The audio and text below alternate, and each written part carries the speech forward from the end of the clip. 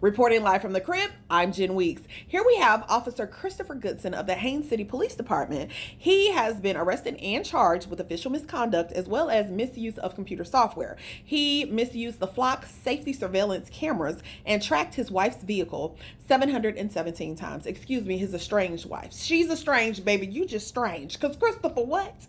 Now, this happened between September 1st, 2024 and June 30th of 2026. He just stopped. Only because they found out, sir. Okay. Now, I don't know what the fluctuation was, but something about these Burr months. In November 2025, he tracked her 104 times.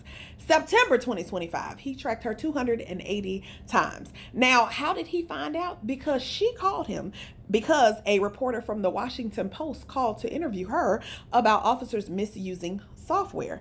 Shout out to Washington Post, baby. Y'all own it. We all the way in Florida, and y'all like, hey, did you know about this? Anyway, so he goes to one of his superiors' houses that same day and talks to them about it and says he was just doing it to track where his kids were when she had them. And then he later turned around and said he was tracking her because of he'd heard about certain things that she'd been cited for, like assault, battery charges, drugs, narcotics, criminal activities of all sorts, in which they looked and saw that that lady nor her vehicle had no information about them in a case. He was then arrested. How about he was let out of jail after the arrest and he's on paid administrative leave?